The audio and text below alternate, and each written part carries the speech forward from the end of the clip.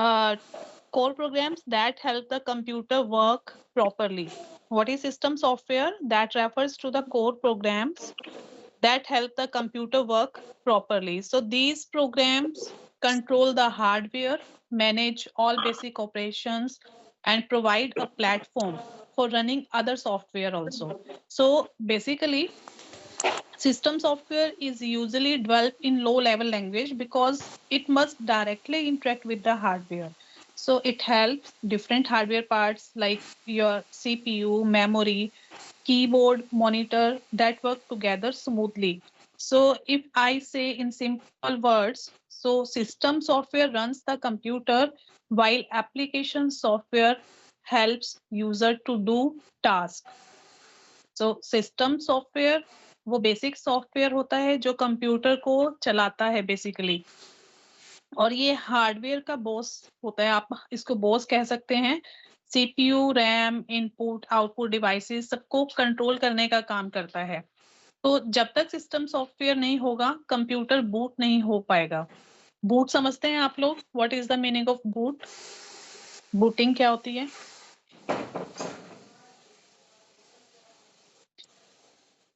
System boot करना means system start करना। ठीक है, सिस्टम जब आपका स्टार्ट होता है, रेडी टू वर्क होता है, दैट इज योर बूटिंग। सो ये सॉफ्टवेयर सीधा हार्डवेयर से बात करता है। कौन सा सॉफ्टवेयर? सिस्टम सॉफ्टवेयर की हम बात कर रहे हैं। तो ये सॉफ्टवेयर सीधे सीधे हार्डवेयर से बात करता है, हार्डवेयर से कम्युनिकेट करता है। इसलिए ज्यादातर जो है आपका ये लो लेवल लैंग्वेज में बनाया जाता है सिस्टम सॉफ्टवेयर जो होता है, और इसके बिना एप्लीकेशन सॉफ्टवेयर बिल्कुल काम नहीं करता। तो आप सिंपल तरीके से याद रख सकते हो, सिस्टम सॉफ्टवेयर मींस कंप्यूटर को चलाने वाला software, and application software user का काम करने वाला software. Okay,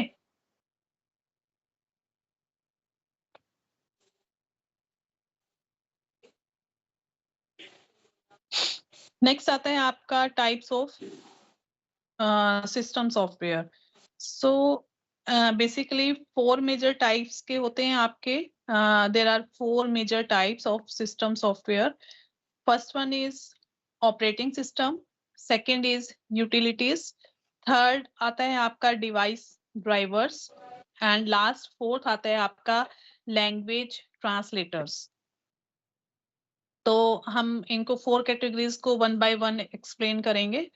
so first, operating system की अगर बात करें, that control system resources, manages files, memory devices, provide a base for other programs. So computer का बॉस जो डिसाइड करता है कि कौन सा प्रोग्राम कब चलाना है, कैसे यूज करना है और फाइल कैसे मैनेज होंगी, ये सारे जो टास्क हैं ऑपरेटिंग सिस्टम के टास्क हैं। अगर हम यूटिलिटीज की बात करें, utilities helps analyse, maintain, optimise and fix computer problems. ये मीन्स छोटी छोटी हेल्पर्स प्रोग्राम्स होते हैं, जैसे आपका वायरस स्कैन करना है, आपको बैकअप करना है, फाइल क्लीनिंग करनी है, डिस्क को रिपेयर करना है। सो ये सब आते हैं आपके यूटिलिटीज में। अगर बात करें हम डिवाइस ड्राइवर्स की, that allows the computer to communicate with hardware devices. हर हार्डवेयर के कंप्यूटर से बात करने के लिए एक ड्राइवर चाहिए। ठीक है, तो जैसे आपने प्रिंटर लिया, प्रिंटर को वर्किंग करने के लिए आपको उसका प्रिंटर का ड्राइवर इंस्टॉल करना पड़ता है, साउंड ड्राइवर होते हैं। तो किसी भी हार्डवेयर से कम्युनिकेट करने के लिए, काम करवाने के लिए you need to install drivers. Next अगर बात करें लैंग्वेज ट्रांसलेटर की, that converts programming languages into machine language. So programmer के कोड को मशीन समझ सके, इसलिए ट्रांसलेटर्स जो हैं वो कोड को कन्वर्ट करते हैं, जिसे आपका इसमें कंपाइलर, इंटरप्रेटर, असेंबलर्स ये सब आते हैं लैंग्वेज ट्रांसलेटर्स में। तो अब हम अगर स्टार्ट करें ऑपरेटिंग सिस्टम से, तो ऑपरेटिंग सिस्टम जो है आपका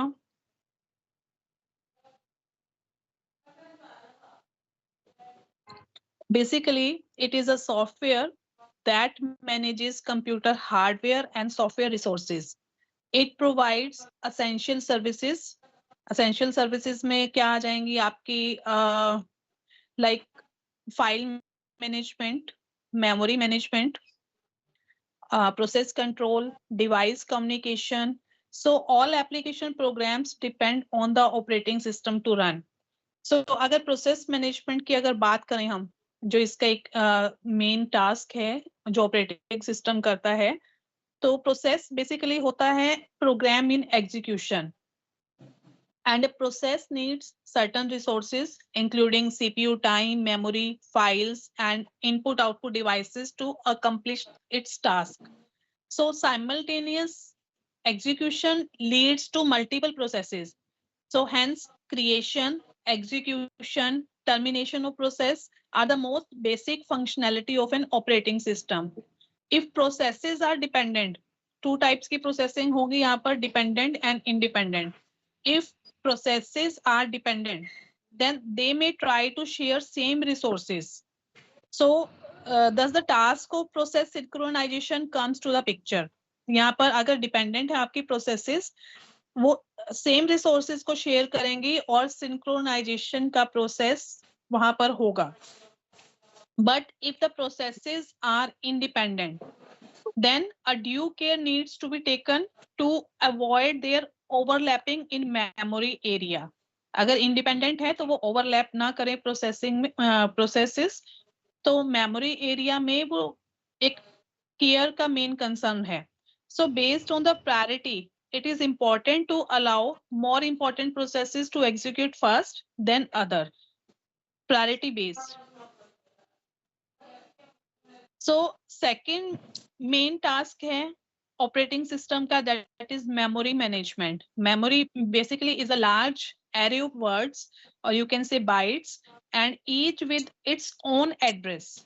So main memory basically is a volatile storage device. When the computer may turn off, then everything stored in RAM will be erased automatically. So in addition to the physical RAM installed in your computer, most modern operating system allow your computer to use a virtual memory system. Virtual memory system that allow your computer to use part of a permanent storage device like your hard disk. Hard disk is your permanent storage device that will act as an extra memory. So basically, operating system is responsible for different activities in connection with memory management. And what are the activities? Like your keep tracking of which part of memory are currently being used and by whom. So this is the main activity, and operating system is responsible such kind of activities. They are keeping track of these all these kind of activities. Another activity is decide which process to load when memory space become available. And another one is allocate and deallocate memory space as needed. So these are the activities of memory management. Another one is file management. If we talk about the file management in concern of operating system, so file basically is collection of related information defined by its creator. So file system provide the conventions for encoding, storage, and management of data on a storage device. Which kind of storage device? Like your hard disk. So the operating system is responsible for different activities in connection with file management. If we talk about file management, तो operating system की कौन-कौन से responsibilities हैं? File को create करना, file को delete करना, directory creation and deletion also, and support for primitive for manipulation of files and directories, and mapping files onto the secondary storage as well. And another activity is file backup, and that is non volatile storage media पर आपका backup. So another one is your device management. After file management, another responsibility is device management, or you can say this input output management. So device controllers are there, device drivers are there to work as a device manager.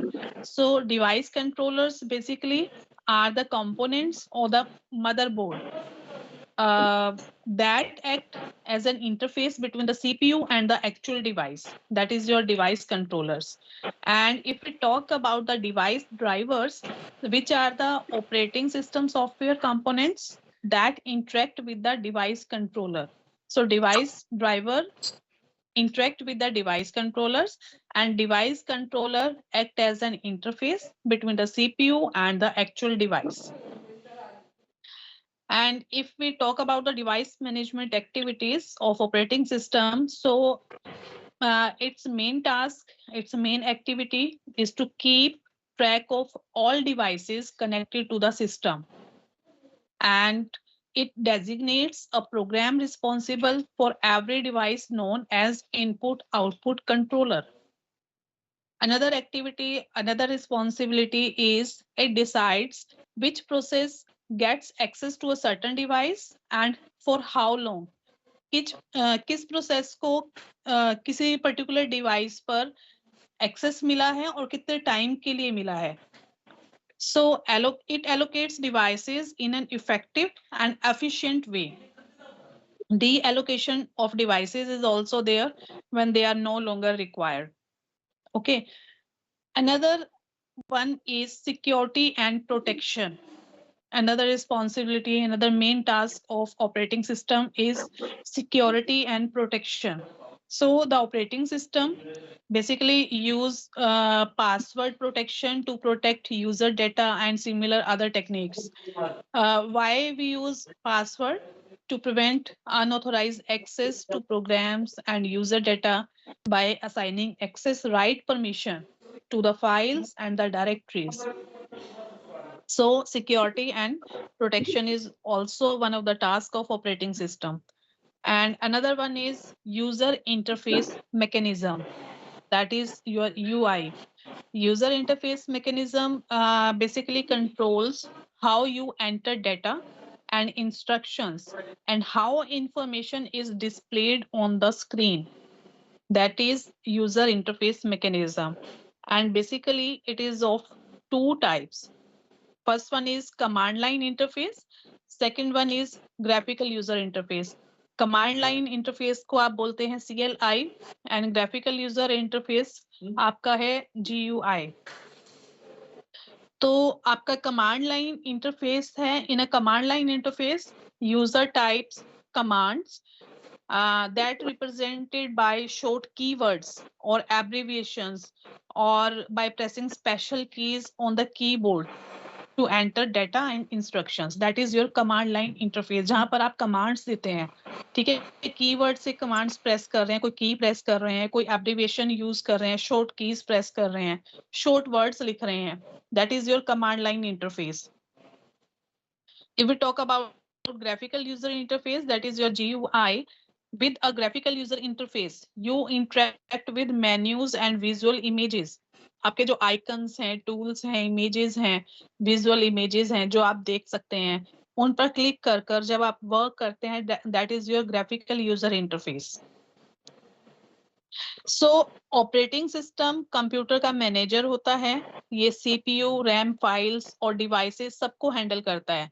Any application क्या होगी आपकी, कोई भी Word, Excel, PowerPoint, Chrome, any application, any task, any work तभी चलेगा जब operating system उसको permission देगा और उसके पर्टिकुलर रिसोर्सेज देगा. तो जब आप कंप्यूटर ऑन करते हो तो सबसे पहले ऑपरेटिंग सिस्टम ही स्टार्ट होता है. वही सिस्टम को कंट्रोल करता है, उसी से कंप्यूटर आपका बूट करता है, स्टार्ट होता है, वर्क करने के लायक होता है. तो ऑपरेटिंग सिस्टम के कुछ एग्जांपल्स हैं. Can you give any example of operating system? Linux, Unix, Mac, Windows. Yes, Windows, Mac operating system, Linux, Android, these all are the iOS. yes, operating system examples. Ma'am, excuse ठीक me, है. your screen is not visible to us.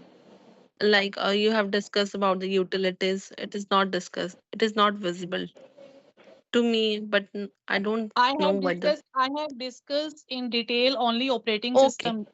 Okay, Okay, ma'am. Okay. Okay. I'm sharing another slide. Okay, ma'am. Thank you. Welcome. Next one is your utilities. Now it is visible. Yes, ma'am. It is visible now. Utilities. Okay. So I have discussed operating system in detail. What kind of operating system? What are the applications and functions of operating system? Now, second is utilities. Utility basically, utility software helps to maintain, analyze, and optimize a computer. Basically, it can fix system errors, backup data, remove virus, and it can compress files or block spam. So basically, these tools keep the system healthy and problem free. With the help of utilities, we can keep the system healthy and problem free. Okay, so utilities को हम computer के maintenance tool बोल सकते हैं. आपके जो maintenance tool हैं, आपका वायरस स्कैन करना, रिमूव करना, फाइल्स को कंप्रेस करना, तो स्पैम को ब्लॉक करना, डेटा का बैकअप लेना, ये सब आता है आपका यूटिलिटीज में. तो हम कह सकते हैं कंप्यूटर की मेंटेनेंस का काम, साफ सफाई का काम, सिक्योरिटी का काम, ट्यूनिंग का काम, ये सब यूटिलिटीज के थ्रू होता है.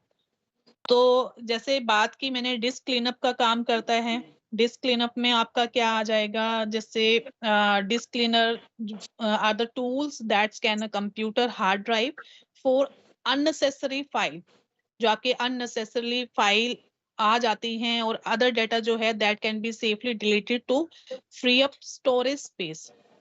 ओके, सो अगर एंटीवायरस की बात करें, antivirus software is design to detect and remove viruses, malwares, and other suspicious software from a computer system.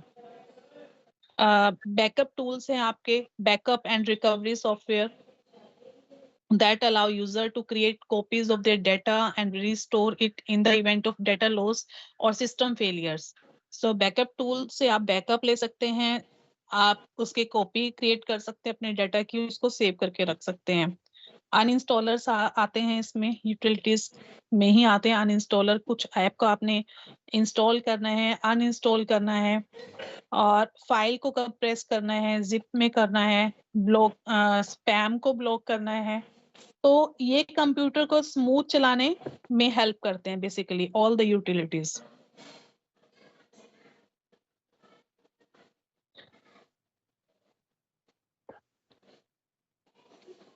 तो कॉमन यूटिलिटी प्रोग्राम्स हैं, बेसिकली ये वो टूल्स हैं जो कंप्यूटर की डेली हेल्थ को मेंटेन करते हैं.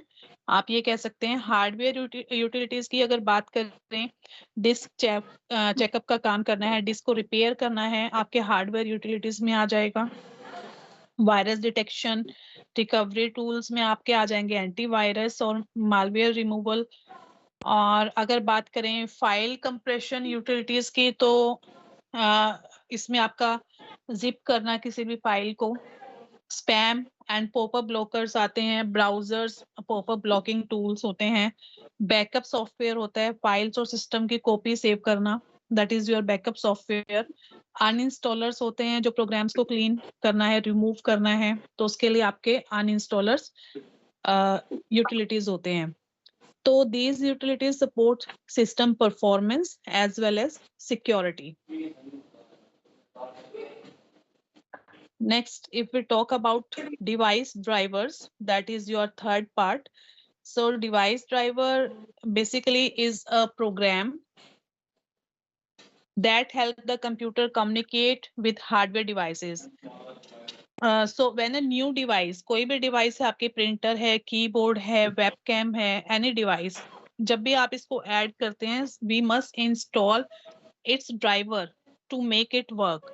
सो ड्राइवर एक आपका ट्रांसलेटर होता है बेसिकली, जो डिवाइस और कंप्यूटर के बीच कम्युनिकेशन करवाता है. अगर ड्राइवर ना हो तो डिवाइस जो है आपका कंप्यूटर को समझ ही नहीं पाएगा.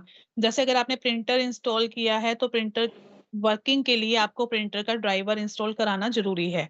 अगर आपका साउंड काम नहीं कर रहा है तो उसके लिए आप साउंड ड्राइवर को चेक करेंगे, वहां पर उसका इशू हो सकता है। तो ड्राइवर्स जो हैं बेसिकली कंप्यूटर में लोड होते हैं और मेमोरी में तभी वो लोड होते ही एक्टिवेट हो जाते हैं, आपका जो आपका डिवाइस है वो वर्क करना स्टार्ट कर देता है। And this is last slide, features of system software. What are the features of system software? Basically इसमें आपके मेन कैरेक्टरिस्टिक्स आ जाएंगे सिस्टम सॉफ्टवेयर के, that is closer to hardware और you can say closer to system. Direct hardware के साथ काम करता है, वेरी फास्ट होता है स्पीड में, क्योंकि सिस्टम लेवल टास्क को जल्दी हैंडल करना होता है, तो ये वेरी फास्ट काम करता है। But difficult to design, hardware understanding जरूरी होती है, इसीलिए वो डिजाइन कर पाना पॉसिबल होता है। तो जिसको हार्डवेयर की अंडरस्टैंडिंग ही नहीं है तो डिफिकल्ट टू डिजाइन है। लेस इंटरेक्टिव है, यूजर के सामने नहीं दिखता है। स्मॉल इन साइज है, बेसिक होने के कारण ज्यादा हैवी नहीं होता है, साइज में स्मॉल होता है। एंड हार्ड टू अंडरस्टैंड, इसकी डीपली नॉलेज रिक्वायर्ड होती है। And it is written in low level language. Low level language में बेसिकली लिखा जाता है, हार्डवेयर से इंटरेक्शन के लिए लो लेवल कोडिंग होती है, तो इसीलिए सिस्टम सॉफ्टवेयर बनाना मुश्किल होता है और हाई एक्सपर्टाइज इसके लिए चाहिए। Okay, so these are the main features of system software. तो अभी इसमें एक पार्ट रहता है आपका last part, that is your language translator. तो मैं दूसरी स्लाइड शेयर करती हूँ इसके लिए।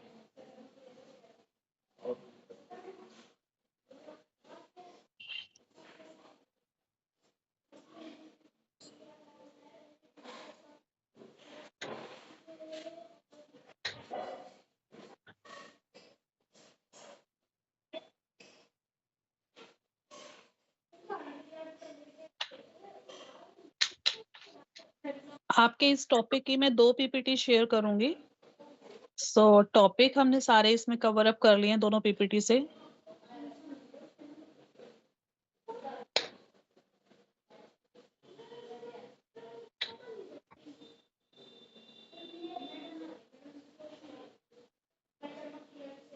बस 2-3 मिनट्स का और है।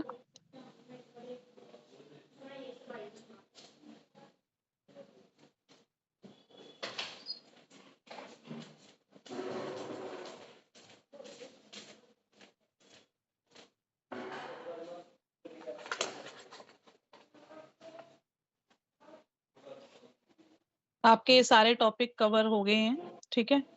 तो हम चलते हैं लास्ट में, आपका जो है this one, this is the last part. I hope screen is visible to all of you. Yes, ma'am, it is visible. Okay, this is the last part. Basically हमारे चार पार्ट्स हमने डिस्कस किए थे। एक इसमें लास्ट 4-1 जो part है आपका लैंग्वेज ट्रांसलेटर, ये आपका रहता है। तो लैंग्वेज ट्रांसलेटर जो होते हैं बेसिकली आपके लैंग्वेज प्रोसेसर होते हैं, और ये लैंग्वेज को ट्रांसलेट करने का काम करते हैं। जैसे आपका हाई लेवल लैंग्वेज में आप काम कर रहे हैं, तो कंप्यूटर जो है वो मशीन लैंग्वेज में काम करता है, लो लेवल लैंग्वेज में काम करता है, तो उसको ट्रांसलेट करने का काम जो करते हैं वो ट्रांसलेटर होते हैं। तो basically we are having 3 types of translator programs, assembler, interpreter and compiler. तो असेंबलर क्या होते हैं? असेंबलर बेसिकली आपका जो सोर्स प्रोग्राम है, जो आप काम कर रहे हैं, उसको कोरस्पॉन्डिंग ऑब्जेक्ट प्रोग्राम में ट्रांसलेट करने का काम करते हैं, ठीक है। तो ये आपका जैसे आपका ये सोर्स प्रोग्राम है, असेंबली लैंग्वेज प्रोग्राम है जिसमें आपने काम किया है। तो असेंबलर का काम क्या है? उसको मशीन लेवल लैंग्वेज में कन्वर्ट करना, that is your object program. तो वो लोडर की हेल्प से आपका जो है वो मेमोरी में लोड हो जाता है प्रोग्राम, और हार्डवेयर की हेल्प से वो रिजल्ट आपको डिस्प्ले हो जाता है। तो बेसिकली असेंबलर जो है वो आपका सोर्स प्रोग्राम को ऑब्जेक्ट प्रोग्राम में कन्वर्ट करता है। सोर्स प्रोग्राम क्या है आपका? असेंबली लेवल लैंग्वेज प्रोग्राम है। ऑब्जेक्ट प्रोग्राम है आपका मशीन लेवल प्रोग्राम। नेक्स्ट अगर बात करें हम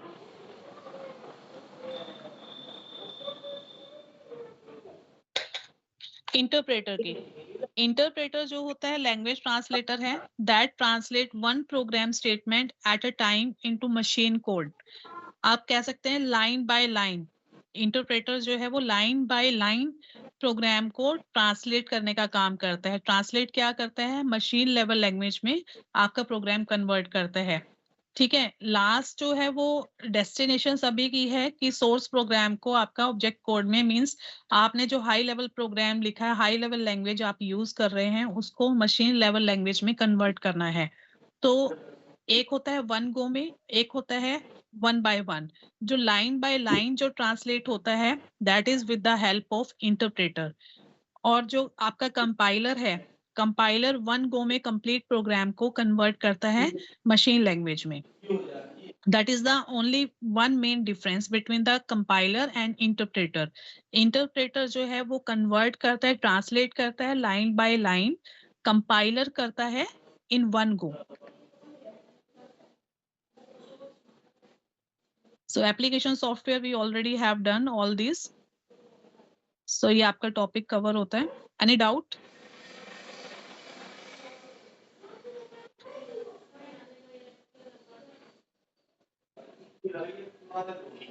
No, Yes, ma'am. system software, application software, all done.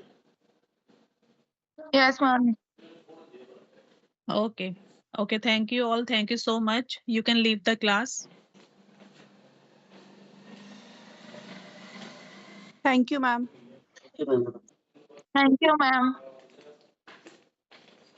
Thank you, Thank you, ma'am. ma'am. Welcome, welcome.